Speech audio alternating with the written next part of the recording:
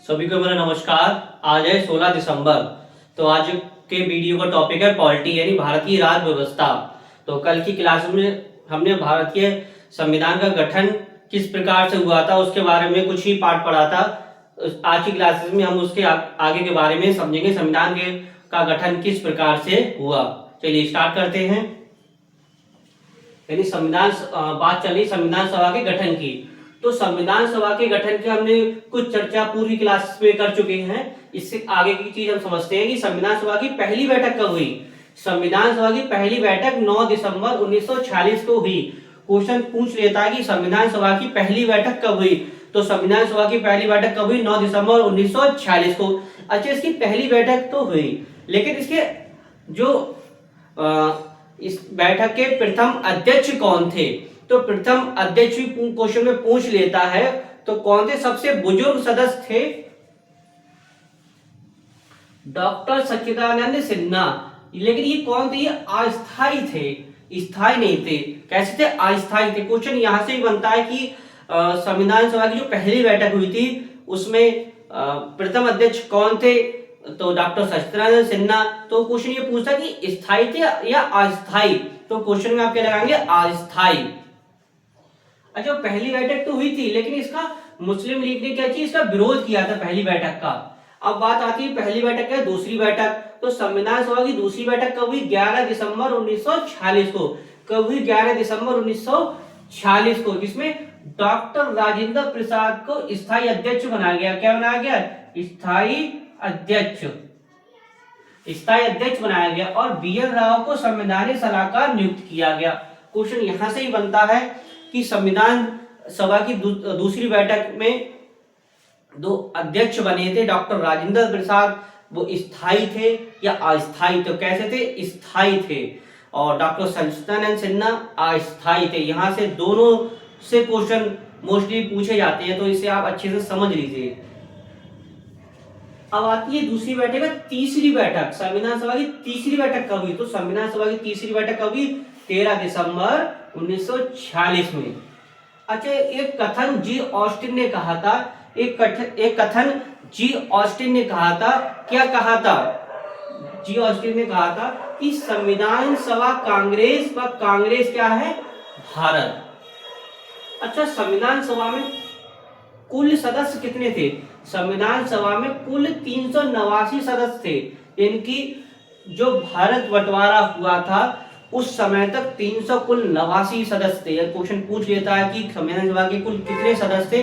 ये बात हो रही है बंटवारे से पहले की। तो कितने सदस्य? 389। लेकिन जब बंटवारा हो गया भारत पाक के बीच तो सदस्य कितने रह गए? घटकर 299 रह गए। कितने रह गए? 200 ठीक बता रहे हैं, 299 सदस्य रह गए, जिसमें प्रांतों से 299 और देसी रियासतों 70। देसी रियासत समझते हैं, राजा महाराजा जो थे वहां से कितने? 70 सदस्य थे।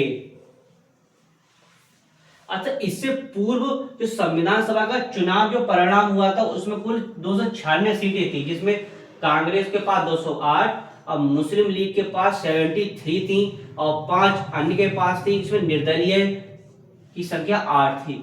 अच्छा, इसी ही संविधान सभा में महिला सदस्यों की संख्या कितनी थी? तो संविधान सभा में क्वेश्चन यहां से ही बनता है कि संविधान सभा में महिला सदस्य संख्या कितनी थी। तो आपको ऑप्शन में क्या लगाएंगे? 15 थी। कितनी थी? 15 थी। अच्छा, इसमें कुछ प्रमुख सदस्य जो महिला सदस्य थी उसके बारे में हम पढ़ते हैं, कहाँ की वो थी, तो क्या नाम था उनका, तो उसे हम अच्छे से समझते हैं। तो जो सुचेता कृपलानी थी वो उत्तर प्रदेश की थी। और ये खास बात यह है इनों की कि ये प्रथम CM भी भारत की रही थी। क्वेश्चन यहां से बनता है कि भारत की प्रथम महिला CM कौन थी? तो सुचेता कृपलानी। कहां कब से कब तक रही थी? तो ये कब से कब तक रही थी? 1963 से 1967 के बीच। अच्छा, विजय लक्ष्मी पंडित ये भी यूपी की थी। पूर्णिमा बनर्जी ये भी यूपी की थी। और एजाज रसूल बेगम, यहां से क्वेश्चन बनता है आपका पेपर में कि एजाज रसूल बेगम एकमात्र मुस्लिम महिला सदस्य थी। क्या थी? एकमात्र मुस्लिम महिला सदस्य थी। क्वेश्चन पूछ लेता है कि संविधान सभा में एकमात्र मुस्लिम महिला सदस्य कौन थी? तो 4 ऑप्शन दे देगा। तो आप किस ऑप्शन पे टिक लगाएंगे? क्या लगाएंगे? ऑप्शन में टिक लगाएंगे। तो ऑप्शन में टिक लगाएंगे आप एजाज रसूल बेगम। क्या? एजाज रसूल बेगम एकमात्र मुस्लिम महिला सदस्य। ठीक है। और जो कमला चौधरी ये भी कहाँ की थी? यूपी की थी। और जो राजकुमारी अमृत कौर यानी राजकुमारी अमृत कौर ये कहाँ की थी? मध्य प्रांत की। कहाँ थी? कहाँ की थी? मध्य प्रांत की। फिर आता सरोजिनी नायडू। सरोजिनी नायडू यहां से भी क्वेश्चन बनता है आपका। जो सरोजिनी नायडू जो बिहार की रहने वाली थी, लेकिन जो राज्यपाल कहाँ की बनी थी? यूपी की बनी थी। तो क्वेश्चन यहां से बनता है कि जो पहली महिला राज्यपाल यूपी की कौन थी, यानी कि यूपी की पहली महिला राज्यपाल कौन थी? तो क्या बताएंगे ऑप्शन में? सरोजिनी नायडू। क्या लगाएंगे? सरोजिनी नायडू। और खास बात यह भी है कि जो कांग्रेस की प्रथम महिला अध्यक्ष भी रही थी, यानी कांग्रेस की प्रथम महिला अध्यक्ष भी रही थी। कौन? सरोजिनी नायडू। कब रही थी? सन में पूछ लिया था 1935 में ये। लेकिन क्वेश्चन यहां से कौन क्या बनता है कि कांग्रेस की प्रथम भारतीय महिला सदस्य कौन रही थी? तो ऑप्शन में क्या लगाएंगे आप? सरोजिनी नायडू। क्या लगाएं? सरोजिनी नायडू। लेकिन ये प्रथम महिला नहीं थी, लेकिन महिला कौन थी? प्रथम भारतीय महिला सदस्य थी। अगर ये क्वेश्चन पूछता है कि कांग्रेस की प्रथम महिला सदस्य, तो उत्तर दूसरा होगा। अगर पूछता है क्वेश्चन में कि कांग्रेस की प्रथम भारतीय महिला सदस्य, तो ऑप्शन में क्या लगाएंगे? सरोजिनी नायडू।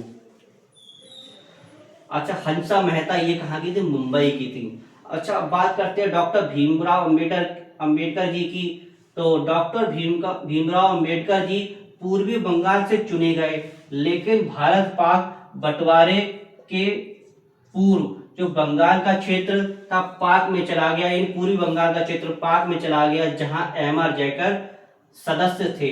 लेकिन अब किन्हें? डॉक्टर भीमराव अंबेडकर के लिए चुना गया। अच्छा, खास बात यह भी है जो गांधी जी व जिन्ना थे कभी संविधान सभा के सदस्य नहीं थे। क्वेश्चन यहाँ से बनता है कि संविधान सभा के कभी सदस्य नहीं रहे। तो दो लोग संविधान सभा के कभी सदस्य नहीं थे, गांधी जी और जिन्ना।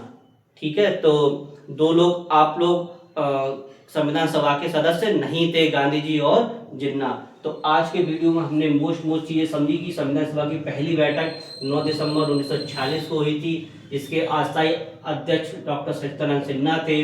दूसरी बैठक 11 दिसंबर 1946 को हुई, जिसके स्थायी अध्यक्ष डॉक्टर राजेंद्र प्रसाद थे।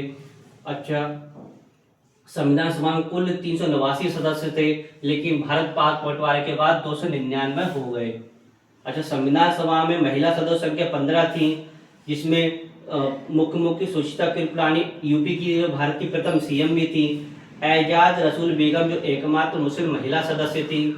सरोजिनी नायडू जो बिहार की थी, जो प्रथम यूपी की राज्यपाल भी बनी और कांग्रेस की प्रथम महिला अध्यक्ष भी बनी। अच्छा, गांधी जी और जिन्ना कभी संविधान सभा के सदस्य नहीं थे। तो आशा करता हूँ वीडियो आपको अच्छा लगा होगा। नेक्स्ट वीडियो में जो संविधान सभा के गठन का जो शेष पार्ट बचा हुआ है उसको हम अच्छे से समझेंगे।